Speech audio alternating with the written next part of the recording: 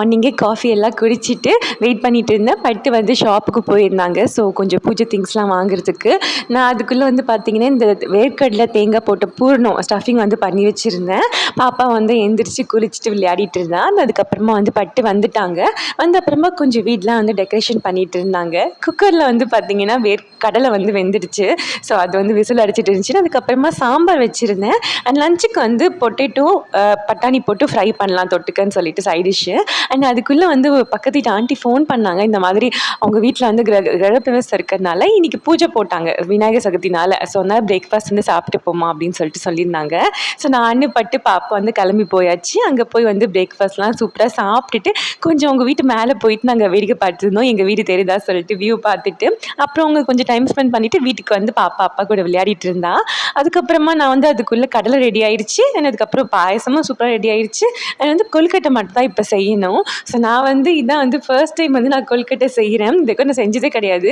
அதனால வந்து நான் டேஸ்ட்டுக்கு தான் மெயின் இம்பார்ட்டன்ஸ் கொடுத்தேன். நல்லா டேஸ்ட்டாக இருந்தால் போதும். பட் வந்து ஷேப் வரலனா கூட பரவாயில்ல. ஸ்டஃபிங் வந்து வெளியே வராமல் இருக்கணும் அப்படின்னு சொல்லிட்டு தான் நினச்சேன். அதே மாதிரி நான் ஓரளவுக்கு பண்ணிட்டேன். பட்டும் வந்து டேஸ்ட் நல்லாயிருக்கு அப்படின்னு சொன்னாங்க.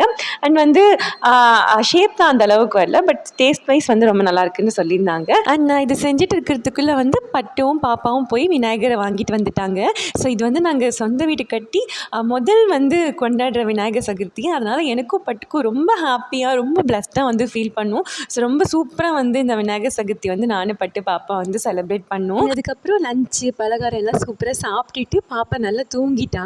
ஸோ பாப்பா தூங்கிட்டானா ஒரு 2 hours கழிச்சு தான் எப்படியோ எழுந்திரிச்சிப்பாங்க. ஸோ அது வரைக்கும் நானும் பட்டும் சில டைம் மூவி பார்ப்போம், இல்லை வெப் சீரிஸ் பார்ப்போம், இல்லை ஏதாவது பேசிகிட்டு இருப்போம். ஸோ இன்றைக்கி வந்து பார்த்திங்கன்னா கிளைமேட் கொஞ்சம் வெளியில் நல்லா இருக்க மாதிரி இருந்துச்சு, மழை வர மாதிரி இருந்துச்சு. சரின்னு சொல்லிட்டு கொஞ்ச நேரம் போய் பேசிகிட்டு இருந்தோம். அண்ட் அதுக்கப்புறம் வந்து பட்டு ஈவினிங்க்கு மேலே பார்த்தீங்கன்னா ஸ்பாட்லைட் வந்து வெளியில் ஃபுல்லாக போட்டு விட்டுருந்தாங்க. வீடு பார்க்கவே சூப்பராக இருந்துச்சு.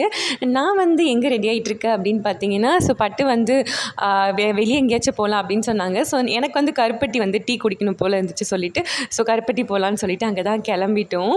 ஸோ அப்படியே வந்து வெளியிலலாம் வந்து ஸ்பாட்லைட்டில் போட்டு வந்ததெல்லாம் பார்த்துட்டு அப்படியே வந்து நாங்கள் கிளம்பிட்டோம். அண்ட் வெளியில் வந்து பார்த்திங்கன்னா இந்த ஆண்டி தான் வந்து கிரகப்பிரவேசம் பண்ணுறாங்க. ஸோ அவங்களோட வீடு சூப்பராக இருந்துச்சு, லைட்டிங்ஸ்லாம் போட்டு வச்சுருந்தாங்க. ஸோ அதுக்கப்புறம் கருப்பட்டி போயிட்டு அங்கே வந்து கொஞ்சம் நான் டீ வாங்கினேன். அதுக்கப்புறம் வந்து பட்டு போண்டா அதெல்லாம் வாங்கியிருந்தாங்க. பாப்பாவும் வந்து டீ பிஸ்கெட் வேணும்னு கேட்டு சொல்லியிருந்தான்னு சொல்லிட்டு டீ பிஸ்கெட் வாங்கிட்டு நாங்கள் எப்பவுமே கருப்பட்டி போனால் இந்த இளநீர் பாயாசம் குடிக்காமல் வரமாட்டோம். ஸோ அதை வாங்கி குடிச்சிட்டு சூப்பராக வீட்டுக்கு வந்தாச்சு.